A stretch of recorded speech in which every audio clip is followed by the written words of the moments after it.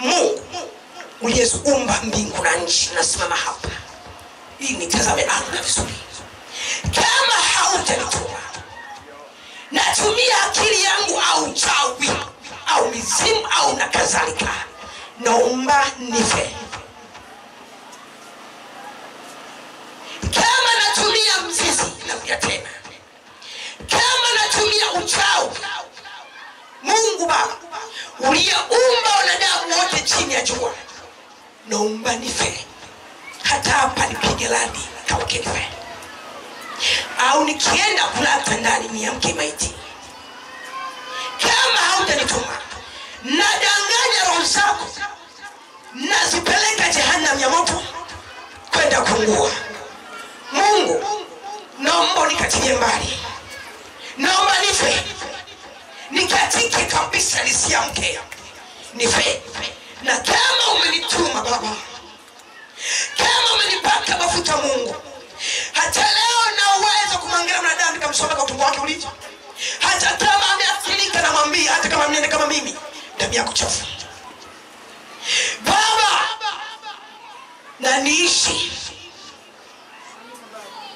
Kama Baba natumia uchawi, nife, niue kwa design yoyote, nikaushe, nife Baba, maana napoteza roho zako Baba.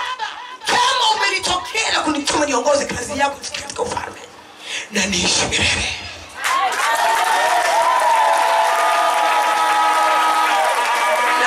Na msemo mwingine wa pili na kumalizia, mwanadamu yoyote mwenye mashaka na mimi, yoyote mwenye mashaka na mimi kwamba mama labda ni mchawi, ninakupa maombi ya kumwomba Mungu aliyekuumba wala ustadi jina lako.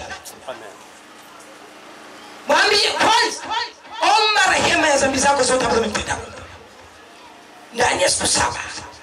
Jitakase, omba msamaha. Baba nisamehe yote ambayo nimekutendea makosa Baba, nioshe. Nataka nikuhoji, sitaki nipotee. Omba ndani ya siku 7 maombi ya rehema, kisha mwambie Mungu nionyeshe juu ya Zumaridi. Mwambie nionyeshe juu ya mfalme Zumaridi. Kama ni wewe umeweka makao Baba, nionyeshe. Kama ni pepo au ni jini pia nifunulie. Kuna mama mmoja, nani aliyeonyeshwa alikuwa na mashaka na mimi? Madamu mama yuko hapa. Siku ya kwanza kuja alikuwa na mashaka, nikalitamka neno hili ninaolisema hapa. Kumbe ndani ya roho yake alikuwa na mashaka, nikalitamka mbele ya madhabahu. Asiyekuwa na imani na mimi amuulize Mungu. Huyu mama alikuwa na imani na mimi katika roho. Siku hiyo baada ya kulala, Mungu alitokea. Atukuzwe mfalme Zumaridi. Amen. Ainuliwe mfalme Mungu chini ya jua. Apewe sifa. Amen. Watumishi wa Mungu na wageni waalikwa na watu wote mlioko mahali hapa, mimi siku ya kwanza kabisa nilihudhuria ibada, lakini baba akatamka kwamba kama kuna mtu ana mashaka na mimi aende akahoji jina la Zumaridi, na asitaje Yesu wala asitaje nini, aulize tu Mungu. Mimi ilikuwa ni siku ya kwanza, sijawahi kumfahamu mfalme Zumaridi wala sijawahi kusikia hilo jina, lakini nikaenda kweli hiyo siku ya kwanza nikamuuliza Mungu, Baba mimi sitaki nipotee. Kama mfalme Zumaridi ni Mungu, naomba useme na mimi. Basi nikalala. Nilipolala usiku, Mungu alinitokea mwenyewe, akasema na mimi kwa njia ya sauti, kwa njia ya maono, na alisema kwa lugha 3. Lugha ya kwanza ilikuwa ni Kiingereza, lugha ya pili ilikuwa ni Kiswahili, lugha ya tatu ilikuwa ni lugha ambayo mimi sijui, ya mbinguni. Baada ya hayo maono, kwa kweli mimi nilishangaa sana. Pamoja na umri wangu sijawahi kusikia sauti ya Mungu wala sijawahi kuona maono. Nakumbuka baba. Basi Mungu akaniambia hivi, this is the voice of your God. Kwa Kiswahili ni kwamba hii ni sauti ya Mungu wako. Hii sio sauti ya Mungu mwingine, ni sauti ya Mungu wako aliyekuumba wewe. Alafu akasema anawaita mara 3.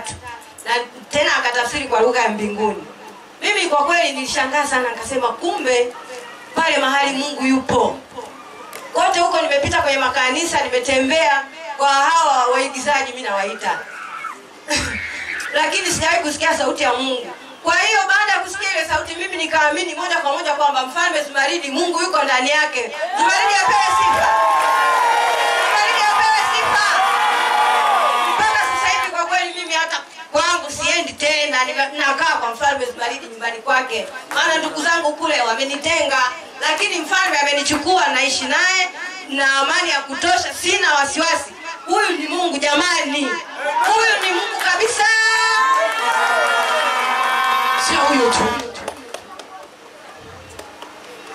Sio huyo tu, siku ya kwanza